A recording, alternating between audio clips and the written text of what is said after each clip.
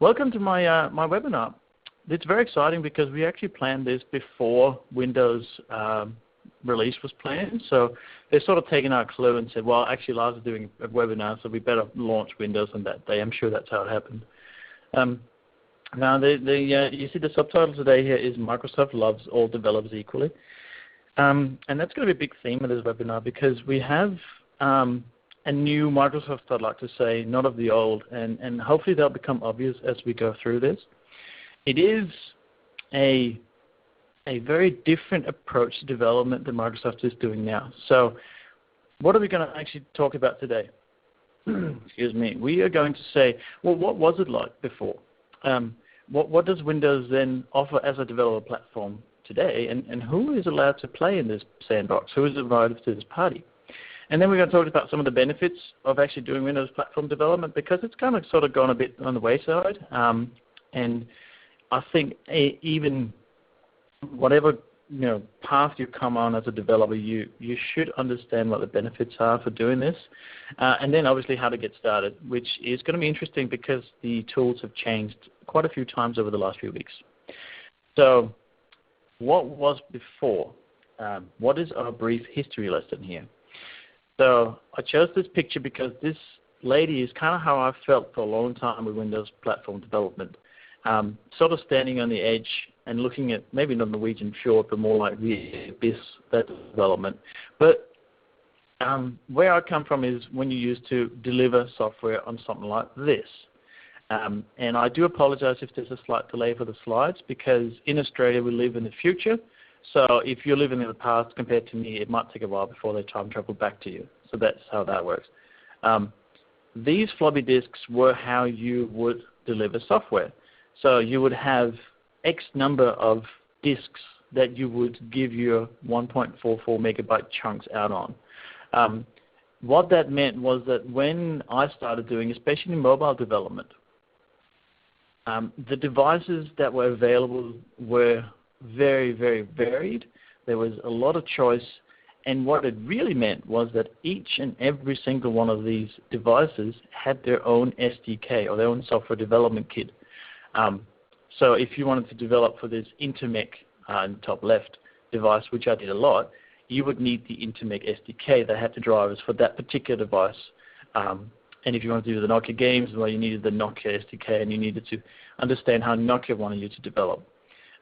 It was extremely tedious, and if you look at it today, depending on what your developer background is, or as I like to say, how damaged you are, you might have a reaction that's very similar to this guy and go, really? Really? Is there no better way that we could do this in the past? I think this sums it up really well because when you look at development today, if you look at something like development, you're working with a lot of devices and you have a single set of tools that you develop for. With Windows, traditionally you would have a Windows Phone, which is my background. You would have the Windows Phone SDK, and that would just target the mobile devices.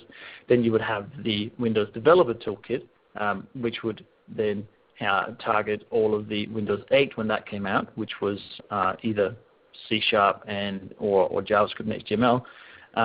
So you have this whole disjointed, I guess, experience for the all. But that's my very, very brief history lesson on this topic. So who am I? Why am I sitting here in my chair, in my office, in Australia, talking to all of you beautiful people about this? Well, I'm an Microsoft MVP, which means that I have to be very loud about these things, and that's mainly because I'm really passionate about it. I believe for a long time that Microsoft have been overlooked, and I've probably been the only guy in Melbourne to use Windows Phone, but that's me. I can't help it. I have a blog or a website where I do try and put up interesting stuff. Here's the most recent one where I interview John Papa. If you don't know John, he's a fantastic community, developer community activist. That's not the right word, but he does a lot for the community. And my interview about him about community is really, really interesting, if I may say so myself. I'm a Pluralsight author, so I've got a few courses on there now. My recent one was the website security review I did with Troy. And if you haven't seen that, that's probably the I'm proud of. But go check him out. And if you aren't a Pluralsight or subscriber yet, make sure you ping me on Twitter or something, and I can probably set you up. I organise a little conference called DDD Melbourne, which happens to be next Saturday on the 8th, and about 400 people, and it's all about community. It's a thing I'm very passionate about, is to try and give something back to the community. And we'll have our yearly event next week. So things are a little bit hectic right now. And I have a podcast. So I've started a podcast with a guy I've never known who lives in Alaska. I've never met, I should say. So if you want to listen in on that, you can as well. And then just for something different, I run a B&B, a bed and breakfast here in Australia, out in the country. And that's so I don't go completely insane with all this Microsoft stuff. Now, enough about me. Let's look at what's actually happening. Why are you here sitting listening to me? What is it that I can actually tell you about Windows 10 that you might not know? And I think there's quite a few things. We have now Windows 10 being launched today, my time, tomorrow, your time maybe, at some point. If you've been on the insider preview and got the technical previews of Windows, you would have possibly been using Windows 10 since September. So it's not a big surprise, hurrah, here's what it is. It's more of a natural evolution, and that's probably going to be the key to Windows going forward. So Windows 10 is going to be available to everybody on 7 and 8 for free. It's going to be across 190 countries, and you can possibly get it, depending on what the server load is, very, very soon. It kind of depends on your time zone. So Windows 10 is not just Windows in the traditional sense that we know. Windows 10 is going to be sort of the ubiquitous moniker, or the word that we use if something is running a Microsoft operating system, because Windows is going to run on all of these devices. So we got on the top left, we got the massive Service Hub, which is an 84-inch touchscreen. That's going to be interesting to develop for, because you got so much real estate. You're obviously going to have the Raspberry Pi down the bottom left, or any other IoT device. So Windows 10 will come in a very, very small package that will run on the core Windows. And then it'll go all the way up. So you got your phones, you got what we tend to call phablets. Also a touchscreen like the Lenovo Yoga laptop. You got normal laptops, you got desktops, you got even the Xbox One. All of this is going to run some form of Windows 10. And you might go, oh yeah, okay, so what? What is that going to have to do with me as a developer? Well, there's something called the Universal Windows Platform. And normally this is the point where I'll ask and say, hey, has anyone heard of this? But considering I can't see you, I'll just pretend. So the Universal Windows Platform is possibly the biggest achievement in developer services ever. It's not something I say lightly, because it's not just a marketing thing. This is truly an amazing feat. There is so much work gone into this, and what it is it's a guaranteed core API layer across devices. So this means that you're going to have a single SDK, or a single API I should say, that lives across all of these different branches of Windows 10 and more. You know, there's talks of cars, which is concerning, considering blue screen of death has a completely different meaning then. But all this has a core API that lives on each of these devices, or each of these platforms, and it then has these different segments. So the adaptive user interface means that you can develop a user interface that looks different on one device compared to another device, but in essence, it's the same code you're writing. You'll have natural user inputs. So some devices will allow you to touch and talk and interact with the device in a physical way. And then you'll have the tooling, which is obviously what I was talking about from a developer point of view. We'll have Visual Studio. And if you're going to develop for Windows, you're not using Visual Studio, then you probably should. And we're going to have one store. So this has been a big thing in my world with Windows Phone and Windows 8. There were two different stores. We're now going to have one store. So you're going to have one place where you publish your apps, and all of these devices will access the same store. It'll probably look different for each of them, but as a developer, you'll have one dashboard, you'll have one portal where you put up your apps. And then cloud services, of course. But as we know, hopefully, Microsoft is all about mobile and Azure. So everything is cloud services, meaning that you can get pretty much anything running on Azure now. In case, fun fact, 25% of Azure virtual machines or VMs are running Linux. So at Microsoft, again, they don't care what your background is or what you want to use their services for. If you want to run Linux on Azure, you can. If you want to run Oracle, you can. It's free for all. They love everybody equally. Now, a little bit more about this. So the core API is a layer that sits sort of at the bottom of the stack. You can't develop directly for the core API. You're going to have to use one of the modules that sits on top of the core API and lets you develop for, say, desktop. Or if you have a mobile experience, you're going to use the Windows 10 for mobile. Yes, they have changed the name from Windows Phone to Windows 10 for mobile. If you want to develop for Xbox, such as having your app running on Xbox, as well as phone, as well as desktop, you're going to import each of these modules. And it'll be the same with the IoT, and even for the same for HoloLens. Yes, HoloLens will be able to run Windows Universal apps, which is kind of cool. I'm not sure how they're going to do it yet, but I have found out how you develop apps for HoloLens. I don't know if you've seen the HoloLens, but go and look it up on YouTube, especially the latest demo from E3 on Minecraft. It's absolutely mind-blowing. But I have figured out how they develop apps for HoloLens, and it's as simple as this. I cannot come up with any other way they could possibly do this because it's just mind-blowing. So if you want to work with Magic, here's a good chance. Anyway, enough of that. So, what are the type of developers currently sort of hanging around my world? Well, we have a whole bunch of iOS developers. Because of the popularity of especially the iPhone, but also iPad and Mac, there are now an enormous amount of iOS developers that have been forced to learn Objective-C, which is sort of an old language that Apple chose to use. It works beautifully on iOS, but it is hard to learn.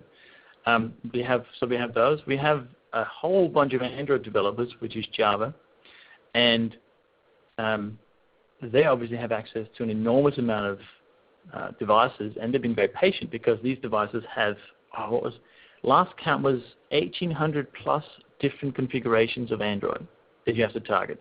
So that's interesting. You obviously have all of your Windows developers. So these developers are for Windows Platform, their Windows Phone, their Xbox, the whole Microsoft family, all of what is now called Windows developers. And then, of course, you have web developers, which there are an enormous amount of as well. Web development generally being, well, it's probably HTML and JavaScript. There's other branches of web development as well, but that's probably the main thing. But the cool thing about this, the amazing thing about all of these people is that what you have in common, because I bet you there's some of each of these segments listening, is that you are, in fact, all Windows platform developers. And, yeah, you might not believe me, but you are all Windows platform developers. Now, let me just explain on how that works. So we have what's called Windows Universal App Bridges. So the first one is Project Astoria. And Project Astoria is able you to use your Android code, so your Java code, directly in Visual Studio. And as this screenshot shows here from the brief video that Microsoft have put out on it, you just drag your APK, which is your Android assembly or delivery essentially.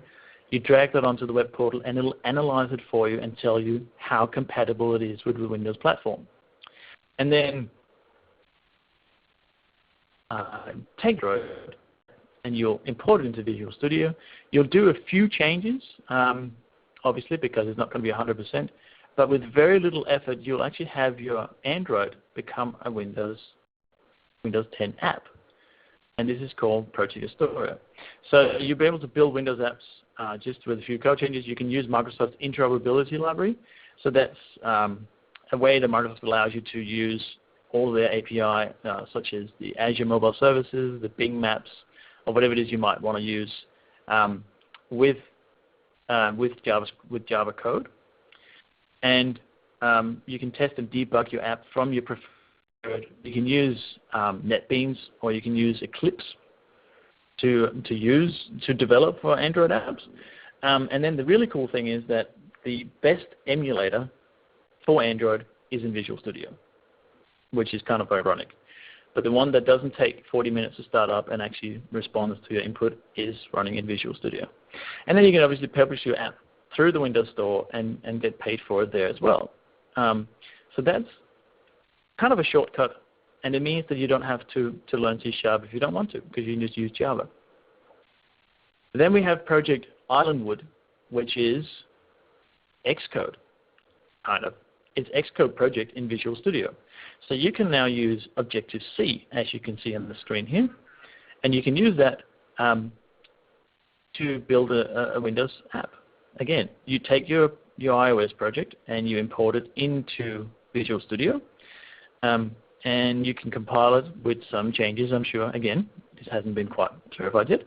And you can extend your app to take advantage of universal platform features, such as roaming storage, which is a way to share settings across devices. So you change something, a safe game, for example, on your phone, and you can keep playing it on Xbox. Or you might have your car service. You might want to update when that should be serviced, when you should change the oil, and so on, and that will be updated to all your other places where you have that app installed. Unfortunately, the only real-life example they have yet of Project Islandwood, yeah, that's Candy Crush. I'm sorry. Without anyone knowing, they released Candy Crush on Windows Phone. Well, everyone knew that, but what no one knew was that it was built with Project Islandwood. Hopefully, more sane products will come out. You can tell I'm not a big fan of Candy Crush. So the next thing is then Project Centennial. So they've chosen really cool names, eh? And this is a way where you use your Win32 app, and you import that in, and you sort of kind of wrap it somehow. Again, all of these are announced, and they've given some information on it, but because Windows 10 hasn't been launched yet, they haven't provided more information about it. So expect to see a lot more about this in sort of the next week or two, I would imagine. Even MVPs haven't been told anything about this other than it's coming. And this might mean that you can use AliCat possibly. You can release it as a Windows app, and it'll run on your Xbox. Who wouldn't want to play AliCat on the Xbox? And then it'll mean that you can kind of reuse your Win32 knowledge again in using Windows 10. So Win32 has been the traditional Windows apps. You click an executable and something runs. So that's another initiative if you're a Windows developer. And then the last one of these bridges is something called Project Westminster, and I'm not sure about this one. It's kind of, I don't know, it was kind of like, well, we just need to complete the picture project. I hope this changes a bit, but this means that you can take any website, and you can turn it into a Windows app, a Windows Universal app. So that means that you can have something like Stuff for My Cat as an app. Who wouldn't want that? Or what about this beautiful thing? Wouldn't you want this to run as an app on your Xbox? This is an actual site. This is a real website called linkscars.com, and they do sell or lease out cars. But it's probably the most insane use of animated GIFs I've seen for a long time.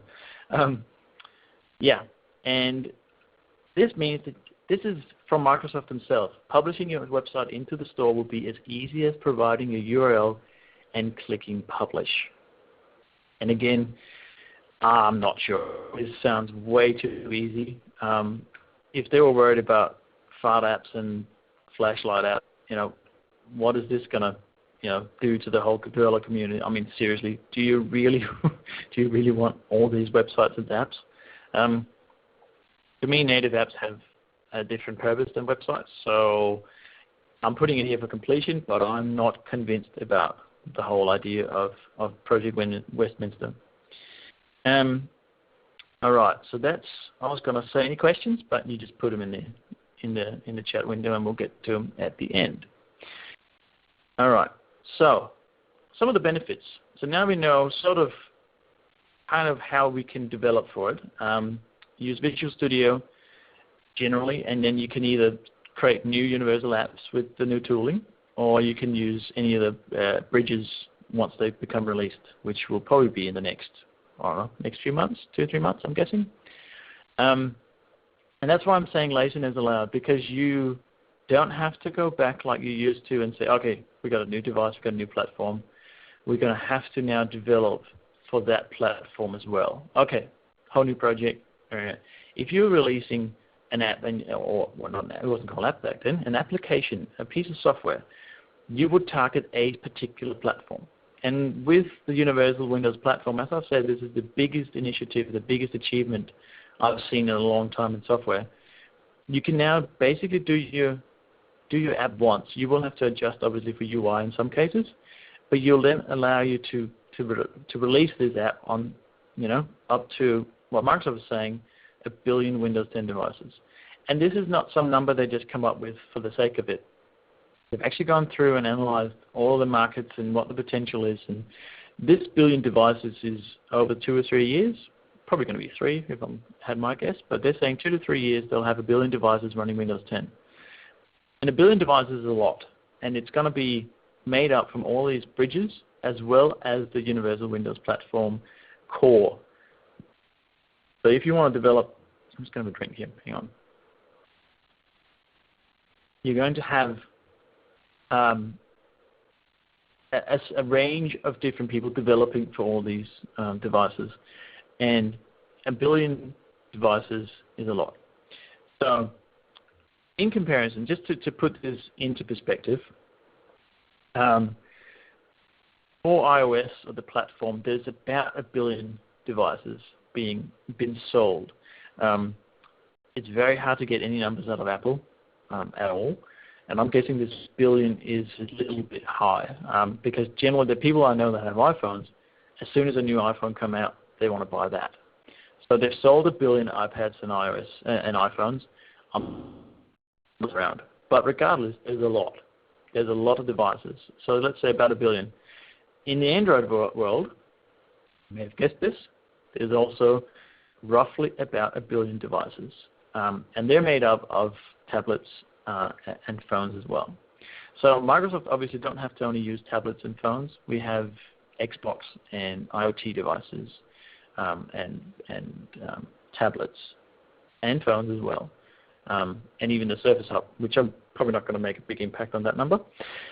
But if you're in one of these two groups, if you have apps on Android, if you have apps on iOS, and you think, well, why bother? I'm pretty happy where I am. Or it might be that you're a Xamarin developer, so Xamarin being a cross-platform tool that allows you to use your Microsoft coding skills, such as C#, across devices to iOS and Android using Visual Studio. Well, you might want to consider building for Windows platform as well, because we're sitting here and Windows 10 hasn't even released, but just the developer technical previews, so that these are the hardcore people, or the stupid people, some would say, that install Windows 10 and use it every day, even though it wasn't ready. There are now millions of them. So developers doing that. So I have no doubt Windows 10 is going to be huge. It's going to be absolute massive. So consider it. And the best thing is that your current knowledge is safe. So if you are using Objective-C, or you are using Android, or you're a Win32 developer and you like desktop apps, or you're a web developer, all this knowledge you can still use to build Windows platform apps. So that's really cool. I don't know how that resonates with all you guys. Let me know in the comments. But this is just a massive achievement. And I don't think Microsoft has done this to try and claw back developers over to this side of the fence, of the Microsoft side.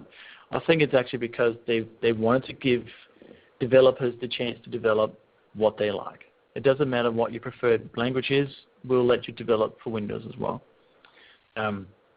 which is pretty cool. So that means that you'll be able to accelerate development. So with very little effort, suddenly you'll have another billion people in 2 or 3 years that you can reach with your app.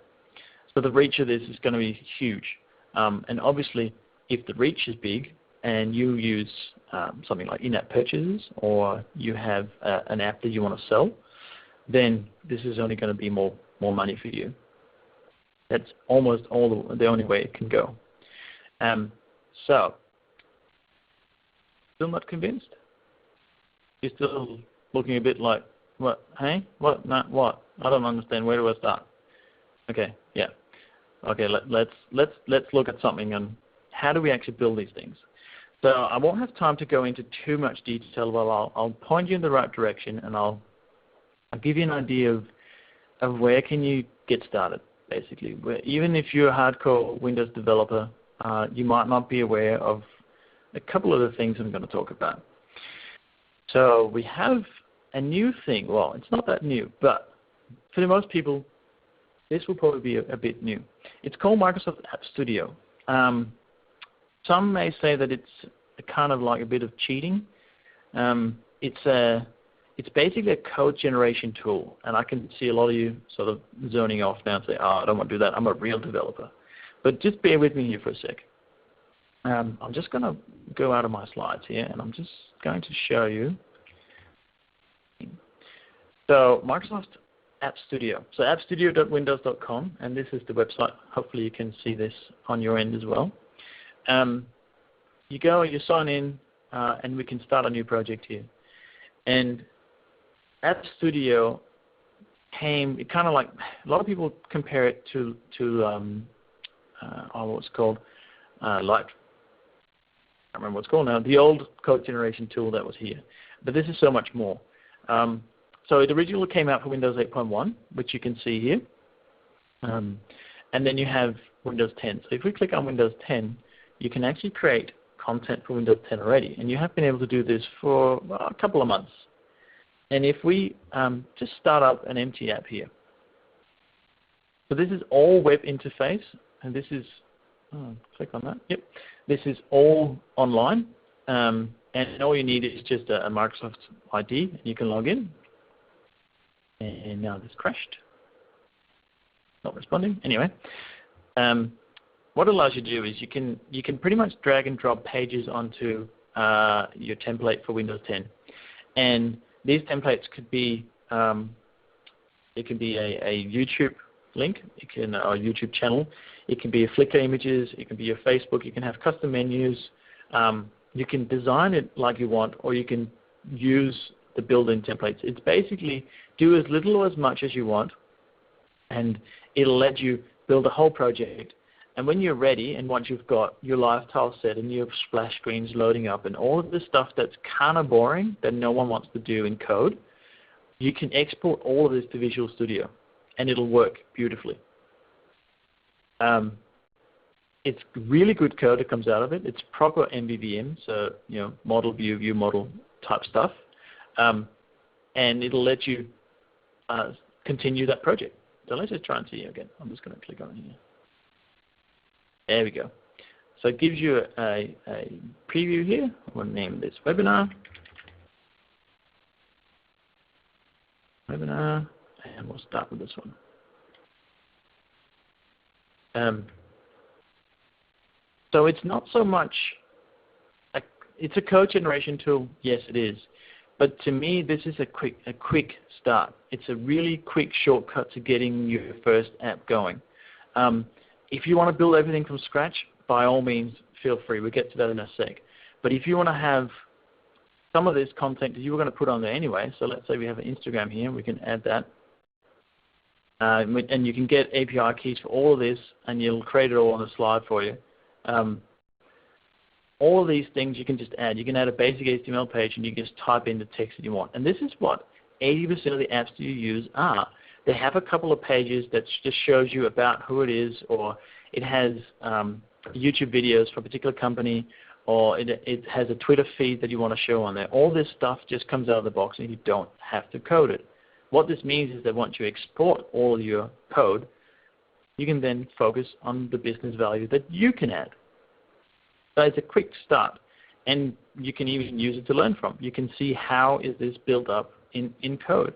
How can you build something really efficiently? And like this one here, we can then call this Pluralsight. And we can say, so gorgeous people. Confirm that. And it's on the page, right? And it really is that simple. So yes, it's not a true developer's tool, but I would argue that it's a great Kickstarter for your project. All right, so that's App Studio. Let's just go back to my slides here. The next thing, obviously, is Visual Studio. And with the new Visual Studio 2015, which was released on the 20th, so only about a week and a bit ago, there are new versions of it. So now there's only a community, which is free, and then there's enterprise. So there's no professional and ultimate and all that stuff that there was before. It's much easier to figure out. And then there's also Visual Studio Code, which is on the right there. Visual Studio Code is sort of a cross-platform editor, and you can't use it for Universal Apps as far as I'm aware, and I wouldn't, even if it was possible. It's great for doing little projects and quick tests and prototypes, but if you're going to write Universal Apps, you want to use the Community Edition, and it's free, so why not? Just make sure that you don't get it just because the tools aren't out yet. So the RTM release of Windows 10 Developer Tools will be made available today-ish. They're not out. I'll just check before we started that they're not out yet. So we have Visual Studio 2015 RTM is out. You can download that. And then what you want to do is, this is only a screenshot of RC because it's the only one that it works in. You want to do a custom install and just make sure you tick these Universal Windows App Development Tools. Otherwise, you have to install it and go in and change the install and do it again and all that sort of stuff. But all right, so let's just see if we can do some of the little tiny bit of code here. I just want to show you how you start out a project so you can see how easy it actually is. So I go back to Visual Studio here. And all I'm going to do is do a new project. So I'm running RC because the RTM version doesn't actually work just yet with the tools because they're two different versions. And you have Windows Universal here. Now I have seen some screenshots where this says Windows 10. So this might change slightly for the RTM tools. But Windows Universal is what you want to choose. You can choose a blank app. Generally, this is a bit of an aside, I'd say with Visual Studio templates, you want to not, the templates are there, use them to learn from, but don't build your project on them. Often there's so much bloat in there that you import too many things compared to what you use, and half of the stuff in the template either is going to detract from the meaning, or you're never going to use it, and it just sits there and fills up your app. So always start to build an actual app. So we'll have one here, and we'll call this, let's call this Webinar Test, or Webinar Universal Windows Platform, and we'll just click OK. And while that's thinking about creating it, so what this does now, it creates a Universal Platform project, obviously, and you won't have to use any other tooling to get this going. So the tools come with emulators as well. So you'll have full emulators for, I think there's 6 or 8 different emulators that will run, and they run as Hyper-V, so make sure your computer runs Hyper-V. But that means that they are completely their own, and their own image. So they have all the capabilities that a normal phone would have, except for obviously battery life, because, well, it doesn't have a concept of battery. And something like, I lost the word now. Anyway, a few of the things that are physical on the device you can't emulate. But other than that, they're all going to be there. So this is what you get. If you look on the right here, this is just the main page. If we open that, you can see it loads up a designer. Now, traditionally, I've always averted from the Visual Studio Designer experience because it reminded me too much of Visual Basic and drag and drop Windows elements on there, and often that would break for me. It worked all right for a Windows app, but when you started doing for web and web forms, it got interesting. So what we have here is that to split up top, I have my my view of what the actual UI is going to look like. So this is where we can add some rows here. We can add some columns. And if you've done any kind of Windows Phone or Windows 8 development, this should look fairly stock standard. And then at the same time, down below here, little scroll, come on, you see the XAML, which is the Extended Application Markup Language. And that'll update. So we've got our column definitions and row definitions. That'll update to what you see on the designer. And then you've got a toolbox here on the side, which has, oops, just click up here, which has all of the tools that you can put on the page. And this works all right. The design in Visual Studio is actually pretty good. Because you have something up here, you can change the layout to landscape of your app. This is going really slow. Or you can change the size of it. So as I was saying before, Windows 10 targets all of these different size devices. So in here, you can change the layout on the fly to target a 5-inch, 6-inch, all the way up to the Xbox and even the Surface Hub. And this, in design mode, will allow you to adjust your layout, adjust your UI, user experience, before you publish anything. So that's one side of it. Then you have also the emulators here. So you can run these on the various emulators.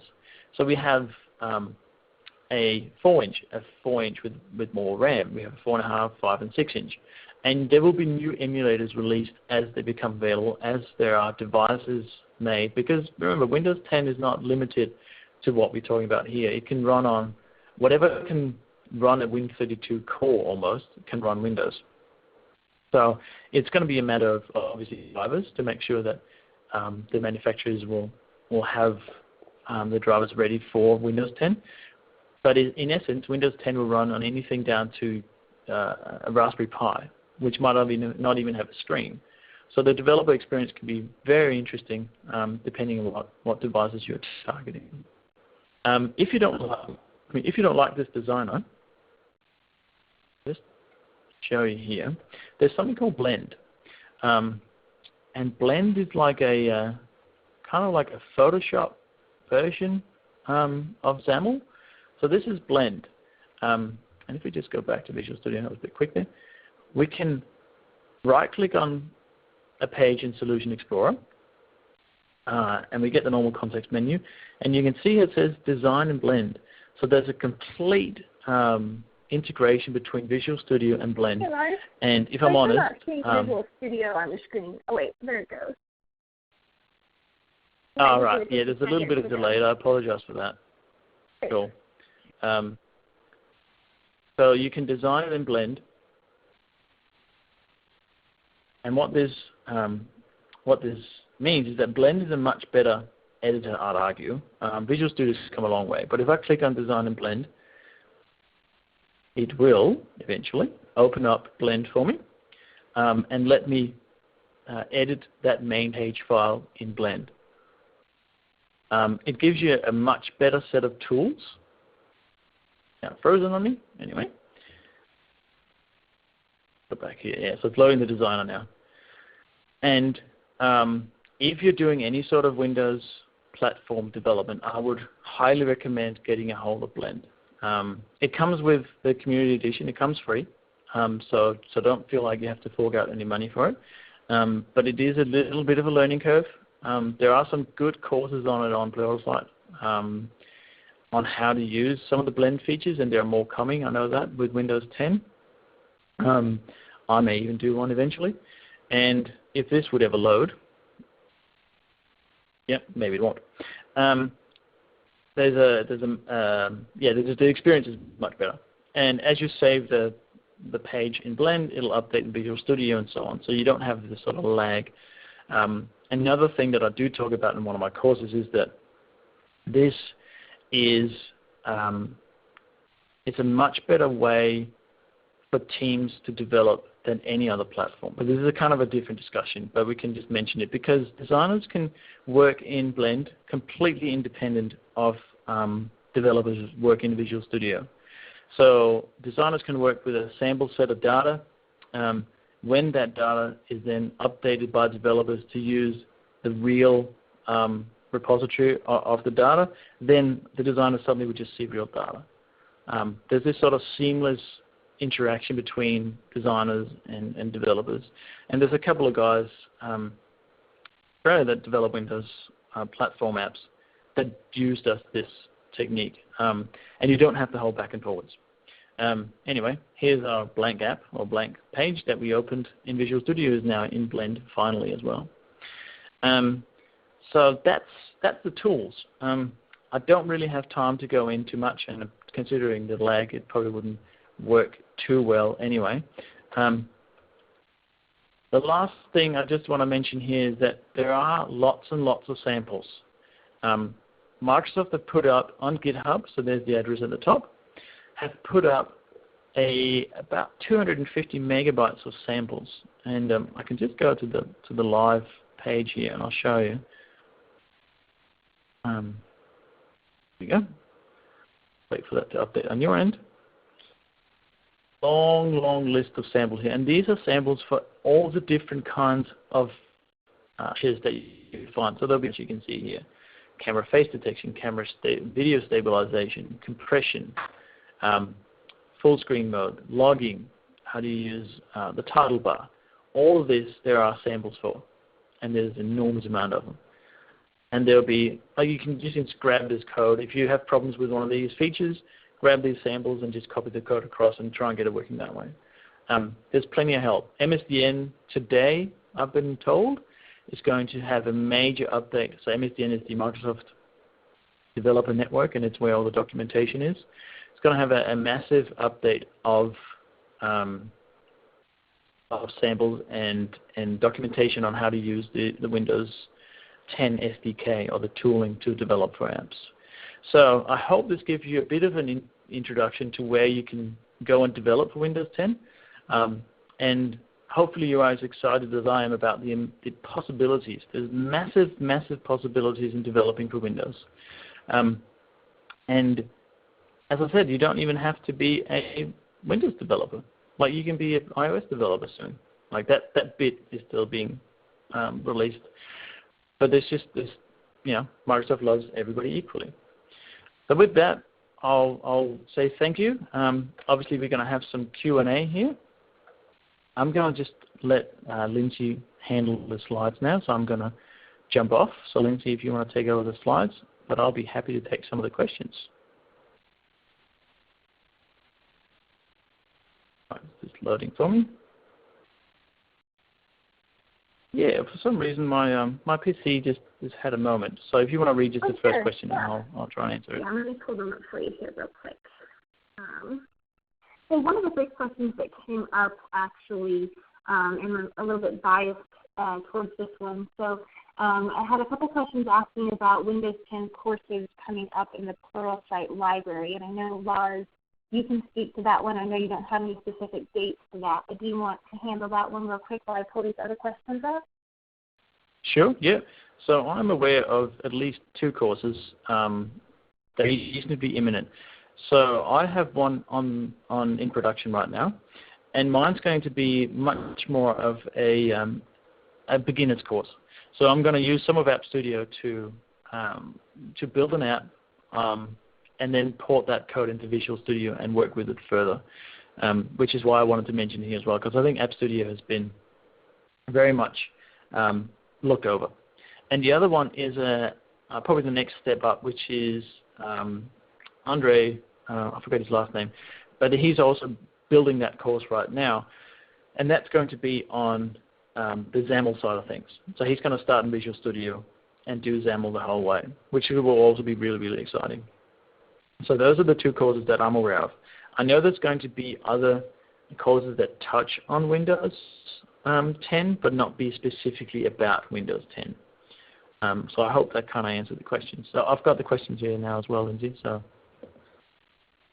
and then the next one here says, if I develop apps for Windows 10 with the correct tool, can the app run in other Windows, for example, Windows 8, Windows Phone, etc.? Yes and no. So if you want to do the Android and iOS, then you're going to have to use the Windows 10 tooling. So hang on, I misunderstood this. Oh, like Android iOS. Yeah, so you'll need to use the Windows 10 Developer Toolkit, but I wouldn't worry too much about that because there will be an enormous amount of updates to Windows 10. A lot of users are going to be sort of, not forced, but almost forced into it. And I think that it's quite easy to update your Windows 8 app as well to Windows 10.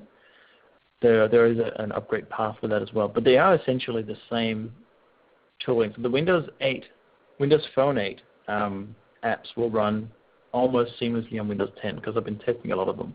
There are some changes, but you will be able to import your Windows 8 project and upgrade it to Windows 10. So that should be relatively straightforward. Does this mean that using Windows 10, I am able to run my CAD apps developed for desktop on Windows 10 mobile? Well, I would say yes. It is on the plan. I don't know about CAD apps specifically, but they develop for Windows. Yeah, if they develop a desktop or Windows 10 on Windows 10 mobile, if they were for desktop, yes, you will have to target the Windows 10 mobile module and just have a look at the UI. There's not a lot of details on that yet and how they do that, but yes, that's my understanding. Does Islandwood work only with Objective-C or also Swift? No, it's only Objective-C so far. If it becomes popular, I'm guessing they might use Swift. I don't even know how many developers on iOS uses Swift. But that not yet, no. Does Project Westminster support all screen resolutions? This is very specific. I'm not sure. I couldn't answer that one. Is Project Westminster suitable for converting classic ASP.NET web apps? Well, it just takes a website and kind of makes it into an app, so I guess you could do that. Will we be able to develop apps for Windows 10, iOS, and Android using C# with Visual Studio?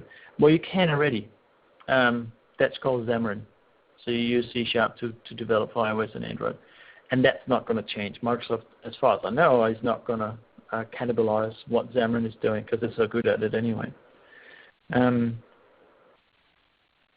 there's another question about Swift. No, it's not supported yet. Can you develop iOS and Android app using Visual Studio? Yes, that's Xamarin. This seems like a great opportunity. I agree. It is awesome. And it's so readily available. That's the cool thing. There's a lot of questions about Swift. That's awesome. That means that there's a lot of iOS people out there that are actually interested in this.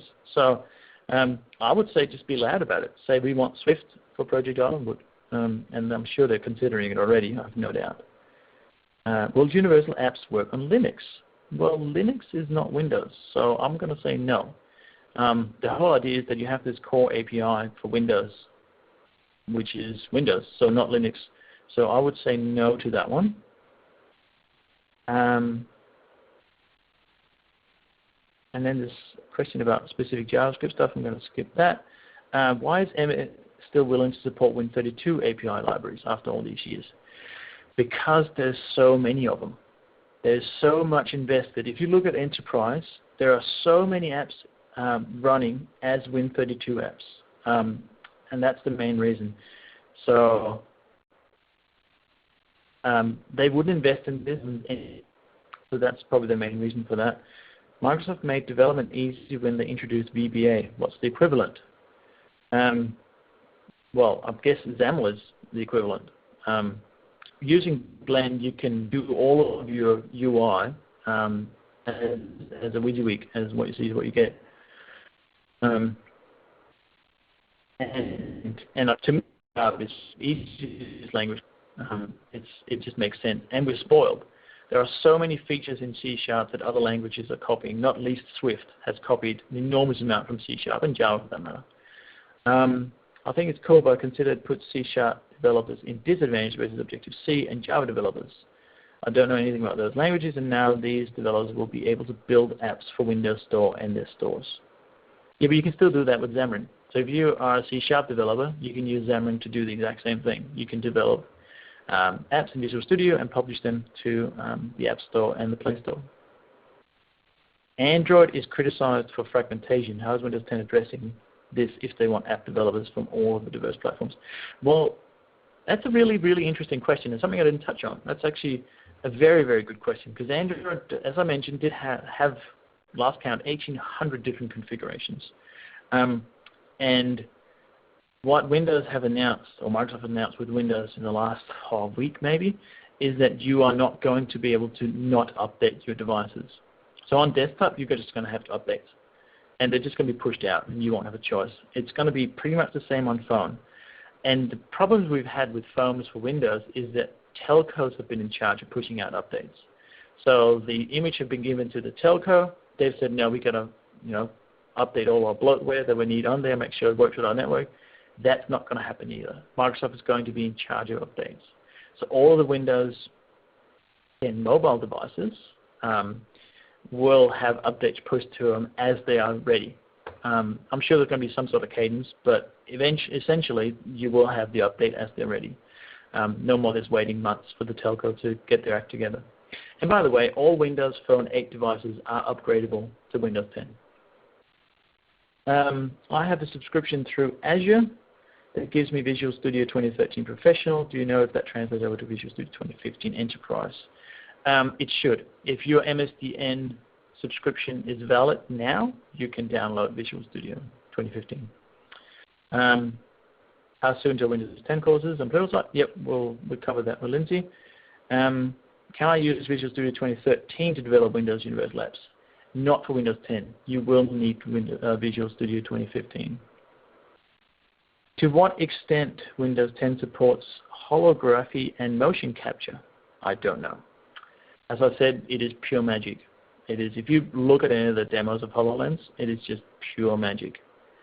Is there any way to convert Windows app to Android app, or just the other direction? This project, Astoria, is only from Android to Windows. The other way, you use Xamarin, and that compiles into a native Android APK. So that's probably the way I would do that. You said that the simulators require Hyper-V.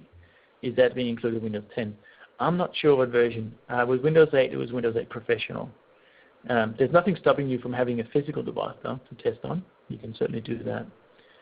I have Visual Studio 2013 Ultimate version. Will I force to buy Windows? Yes, you will have to use 2015, no matter how you look at it, whether you have to buy it or get the free community edition. In the past, I coded an ActiveX control to add functionality to my web page. What would I be able to build in the future if HTML doesn't support what I need? I'm not sure. The whole thing about Project Westminster is that you can import your website.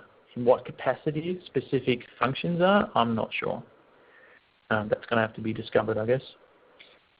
Does Microsoft bring back VBA in Windows 10 along with initial release? Well, Visual Basic's never gone anywhere. You can still develop your apps in Visual Basic, and that's still supported. Is it not possible to run the Windows Phone 8 emulator within an Azure VM? That's a really good question. I am not sure. You can certainly spin up VMs with Windows 10 already. We're going to have to test that one. I'm not sure. And I think that's it. Have we run out of time, Lindsay? Yeah, I think we probably have time for maybe one more question, but it looks like we are right on the hour. So if you have any I'll do one more. Lars, yeah. So it says, do you recommend Win64 or Win32 platform if you want? Always 64-bit. If you have a choice, don't ever go back to 32. You can develop 32-bit apps on Windows 64-bit. So yeah, I would never go back. All right. But yeah, if there's any questions, ping me on Twitter. I'm at Lars Klint. Easy enough, and I'll do my best to answer them there as well. Thanks, Lindsay. All right. Thank you, Lars, and thank you, everyone, for your participation. That is all the time we have for today. If you have any comments or feedback, please feel free to email us at webinars@pluralsight.com. Again, this webinar was recorded. We'll send the email out in a few days.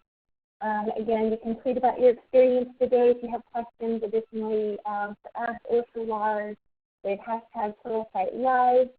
We will be choosing a winner at random for a chance of a free month of training from Pluralsight. And remember, when you leave, you'll be prompted to fill out our short survey. So please take a minute to give us your feedback. Thank you again, and have a wonderful day.